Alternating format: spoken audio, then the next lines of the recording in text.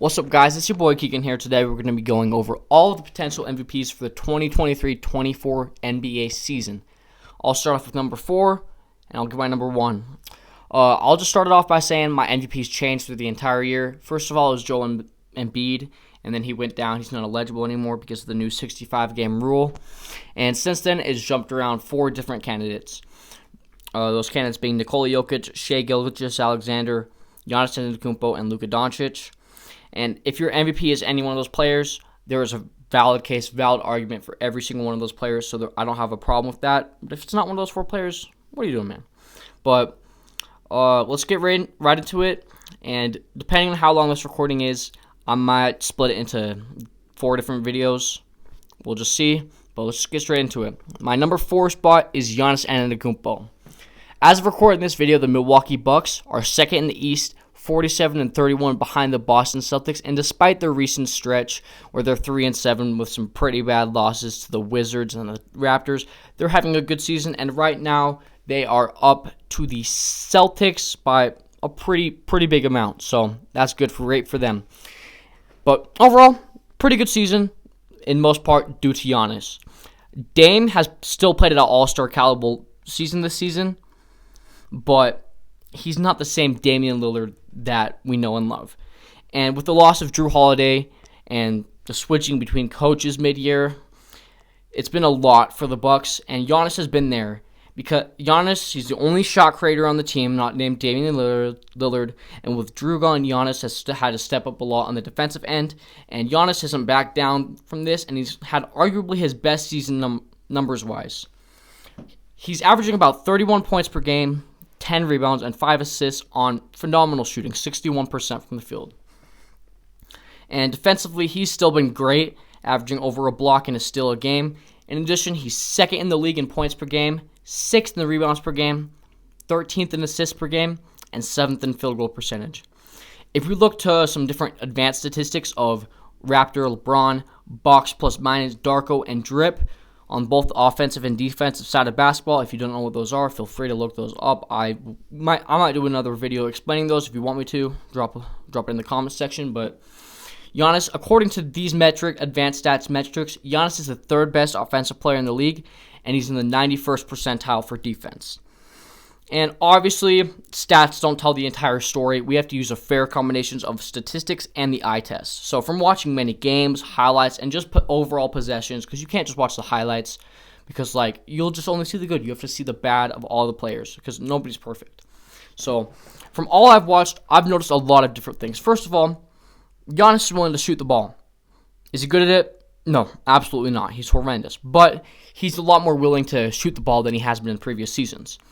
Secondly, Giannis is dominant, almost more dominant than ever at driving to the basket and drawing contact. A lot of people don't enjoy watching Giannis get to the back and get fouled, shoot free throws, take 10 seconds to shoot his free throw, shoot it up, and inevitably miss.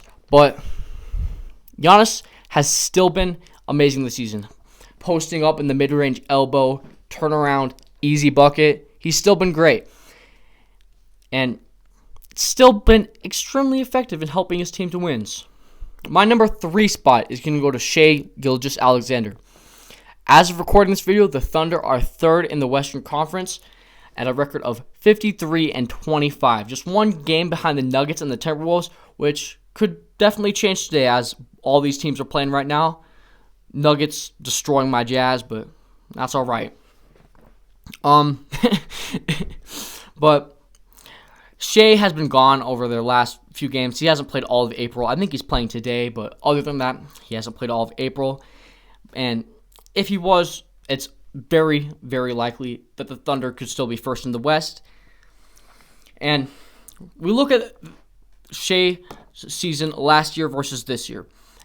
Statistics-wise, it's not too much different, but Shai's jump from the 2021-22 season to the 2022-23 season is still incredible.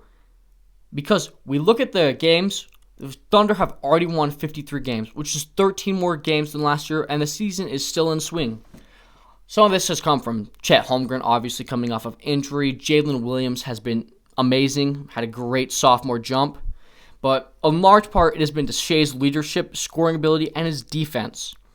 We look at the Shai this season, he's averaging 30 points per game, 5.5 rebounds, 6 assists per game on nearly 54% from the field, while also averaging 2 steals and a block. Out of the entirety of the NBA right now, Shai's 3rd in points per game, 19th assists per game, 1st in steals per game, and 18th in free throw percentage. And once again, if we look into the advanced statistics, Raptor, LeBron, BPM, yada. Shai is the 6th best offensive player in the league, and he's in the 85th percentile of defense, which is still really, really good. And I feel like even these advanced statistics don't do Shai justice on defense. He has been amazing this year. 1st in steals, getting deflections, he's been amazing. And obviously, because the statistics don't tell all the story, we are going to use the eye test.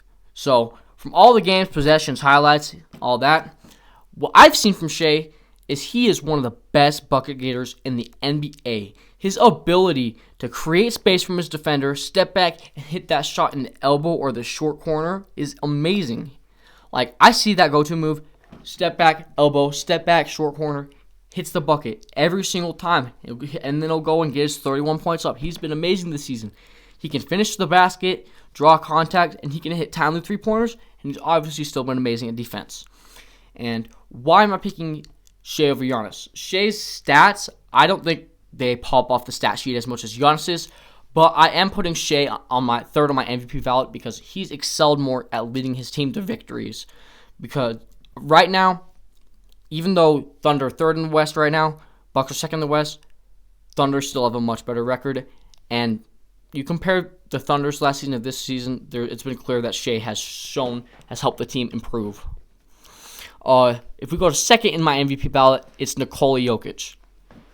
As of recording this video, the Nuggets are 2nd in the Western Conference, tying the Timberwolves with a 54-24 record.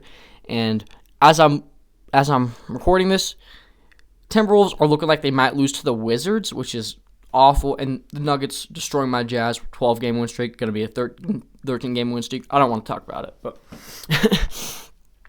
Jokic has shown this season that he wants nothing more than to win another championship in Denver.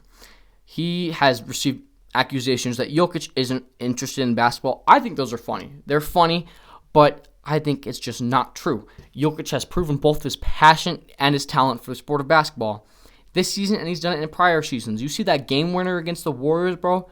I mean, he showed more emotion there than when he won the championship. But this season, Jokic is averaging around 26 points per game, 12 rebounds per game, and 9 assists per game on nearly 58% from the field, while also getting around a steal and a block. Out of the entirety of the NBA, Jokic is 10th in points per game, 4th rebounds per game, 3rd assists per game, 17th steals per game, and 12th in field goal percentage. And once again, dive into the advanced statistics. Jokic is the 2nd best offensive player in the league, and this surprised me, as well as the 10th best defender in the league, according to advanced statistics. And Jokic, he's been phenomenal in defense. He's improved massively, but it's more than likely that there are 10 better defenders in the league than Nikola Jokic. So that's why we have to use the eye test. Use a fair combination of statistics and the eye test. And I've watched games, highlights, possessions. There's a lot of things I've noticed with Nikola Jokic. If I watched a Nuggets game and I pause the possession and I'm like, okay, you got MPJ in the corner, Aaron Gordon's cutting, Jamal Murray's wide open for a 3. Who is he going to pass it to? Jokic will find the better pass in real time than I will be able to find it. Pause on the screen looking at it for a minute. Like, Jokic has been amazing. His passing just seems to get better and better and better, and it's incredible. The passes he makes are just crazy. He can finish in the paint, finesse the ball to go in the basket, and finish every single time, no matter how kind of contact he gets. Jokic has also shown he can hit the midi and the 3-ball when he needs to. Now, wild shot. Still remember that shot over Anthony Davis in the playoffs. Ridiculous. And the reason why I have Nikola Jokic over Shai is because, in my opinion, even though he's not my MVP, Nikola Jokic is the best player in the world. And that's why, I have I have him over Shai, not just for that. I think Jokic's game, he just excels in almost every single aspect of the game. He's an incredible talent he's shouldering the back-to-back champions. But right now, we'll jump up to number 1, who is Luka Doncic. As of recording this video, the Mavericks are 5th in the Western Conference with a 48-30 record while winning an incredible 9 of their last 10 games, and it looks like they're going to get another one tonight. So for much of the season, knock on Luka's MVP case is team record. Over the past few months, Luka has been helping the Mavericks get better and better and higher in the standings, and he's put on historic performances on a weekly basis. This is not normal.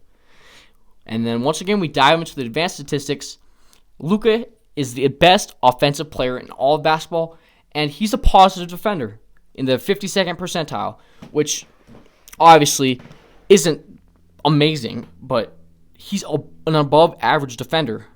And like you watch Luka Doncic this season, you can tell he's improved a lot on defense, especially compared to his last few seasons.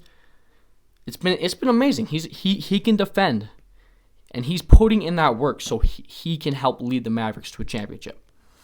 And once again, we got to look at the eye test.